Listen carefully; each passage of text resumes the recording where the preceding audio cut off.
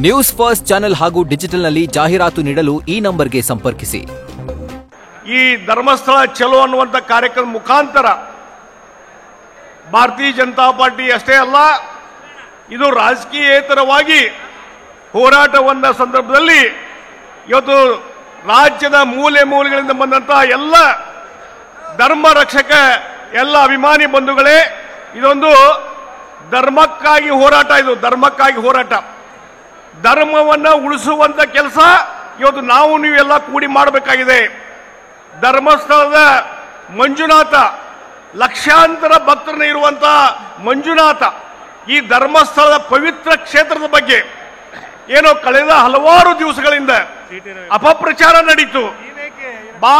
ಅಪಪ್ರಚಾರದ ಮುಖಾಂತರ ಪ್ರೊಪಗಂಡ ನಡೀತು. ಅದಕ್ಕೆ ತಕ್ಕದಾದಂತ ಉತ್ತರ ಕೊಡುವಂತ ಈ ಸಮಾವೇಶ, ಇವತ್ತಿನ ಸಮಾವೇಶ, ನೀವೆಲ್ಲರೂ ಆ ಧರ್ಮದ ಯುದ್ಧದಲ್ಲಿ ಭಾಗವಹಿಸಿದಿರಿ ಅನ್ನುವಂತ ಮಾತನ್ನ ಈ ಸಂದರ್ಭದಲ್ಲಿ ನಾನು ಹೇಳ ಬಯಸ್ತಾ ಇದ್ದೇನೆ.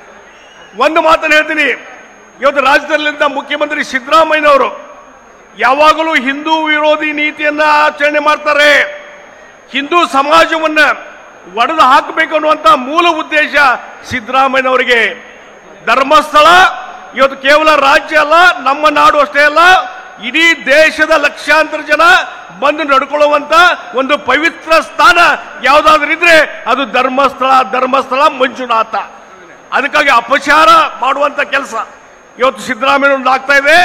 ಒಂದು ಮಾತನ್ನು ಹೇಳ್ತೀನಿ, ಸಿದ್ದರಾಮಯ್ಯ ಯಾವಾಗ ಅಧಿಕಾರಕ್ಕೆ ಬಂದಾರ, ಯಾವಾಗ ಅಧಿಕಾರ ಬಂದಾಗ ಜಾತ್ಯತೀತ ಅನ್ನುವಂತ ಹೆಸರಿನ ಮೇಲೆ ಹಿಂದೂ ಧರ್ಮವನ್ನು ಒಡೆಯುವಂತ ಕೆಲಸ ಸಿದ್ದರಾಮಯ್ಯನವರು ಮಾಡಿದ್ರು. ಈಗ SIT ನೇಮಕ ಮಾಡಿದ್ರು. ಯಾರೋ ಮುಖವಾಡ ಹಾಕಿದಂತ ವ್ಯಕ್ತಿ ಯಾರೋ ಬಂದು ಕಂಪ್ಲೇಂಟ್ ಕೊಟ್ರೆ ಅದಕ್ಕೆ ಹಿಂದಿಲ್ಲ ಮುಂದಿಲ್ಲ, ಅದು ಪ್ರೈಮಾಫೀಸ್ ಕೇಸ್ ಇಲ್ಲ, ಆತ ಬಂದು ಒಂದು ದೂರು ಕೊಟ್ರೆ ಅದರ ಆಧಾರದ ಮೇಲೆ ಒಂದು SIT ತನಿಖೆ ಮಾಡ್ತಾರಂದ್ರೆ ಈ ಧರ್ಮಸ್ಥಳ ಕ್ಷೇತ್ರದ ಬಗ್ಗೆ ಅಪಪ್ರಚಾರ ಆಗಲಿ ಅನ್ನುವಂತ ಮೂಲ ಉದ್ದೇಶ. ಮತ್ತು ಇದರ ಹಿಂದೆ ಸಿದ್ದರಾಮಯ್ಯ ಮತ್ತು ಎಡಪಂಥೀಯ ನಕ್ಸಲೈಟ್ ವಿಚಾರಗಳನ್ನು ಹೊಂದಿದಂತ ಎಡಪಂಥೀಯ ವಿಚಾರ ಯಾರು ಬುದ್ಧಿವಂತರಿದ್ದಾರೆ, ವಿಚಾರವಾದಿಗಳಿದ್ದಾರೆ, ಅವರ ಮಾತು ಕೇಳಿಕೊಂಡು ಅವ್ರ ಜೊತೆ ಕೈ ಜೋಡಿಸಿ ಇವತ್ತು ಸಿದ್ದರಾಮಯ್ಯ ಈ SIT ತನಿಖೆಯನ್ನು ಮಾಡಿದ್ರು. ಆಯ್ತು, SIT ತನಿಖೆ ಆಯ್ತು. ಏನಾಯ್ತು? ಅಲ್ಲಿ ಒಂದು ತಗ್ಗು, ಇಲ್ಲೊಂದು ತಗ್ಗು, 13, 15, 20 ಎಲ್ಲಿಯೂ ಒಂದು ಬುರುಡೆ ಸಿಗ್ಲಿಲ್ಲ, ಒಂದು ಅವಶೇಷ ಸಿಗಲಿಲ್ಲ. ಎಲ್ಲವೂ ಬೋಗಸ್ ಅಂತ ಗುರ್ತಾದ ಮೇಲೆ ಯಾರು ದೂರದಾರಿದ್ದಾರೆ ಆ ದೂರದಾರ ಮೇಲೆ ಇವತ್ತು ಎನ್ಕ್ವೈರಿ ನಡೀತಾ ಇದೆ. ಅದಕ್ಕಾಗಿ ನಾನು ಒಂದು ಹೇಳ್ತೀನಿ, ಸಿದ್ದರಾಮಯ್ಯ ಅವರಿಗೆ ಇಷ್ಟೆಲ್ಲ ತಪ್ಪು ಮಾಡಿದ್ರಲ್ಲ, ಧರ್ಮಸ್ಥಳದ ಬಗ್ಗೆ ಅಪಪ್ರಚಾರ ಮಾಡಿದ್ರಲ್ಲ, ಮೊಟ್ಟ ಮೊದಲು ಧರ್ಮಸ್ಥಳ ಇಡೀ ಜನತೆ, ಮಂಜುನಾಥ ಭಕ್ತರ ಇಡೀ ಜನತೆಗೆ, ಕೋಟ್ಯಾಂತರ ಜನತೆಗೆ ನೀವು ಕ್ಷಮಾಪಣೆ ಕೇಳಿ ಅನ್ನುವಂತ ಒತ್ತಾಯವನ್ನು ಮಾಡ್ತಾ ಇದ್ದೇನೆ. ಇಲ್ಲದೇ ಇದ್ರೆ ಇದೇ ರೀತಿ ನಿಮ್ಮ ನಡವಳಿಕೆ ಮುಂದುವರಿದ್ರೆ ಬಹುಶಃ ಸಿದ್ದರಾಮಯ್ಯ ಸರ್ಕಾರ ಅಂತ್ಯಕಾಲ ಬಂದಿದೆ. ಈ ಧರ್ಮ ಯುದ್ಧದಲ್ಲಿ ಜಯ ಸಿಗುವುದು ಧರ್ಮಸ್ಥಳಕ್ಕೆ, ಜಯ ಸಿಗುವುದು ಜನತೆಗೆ.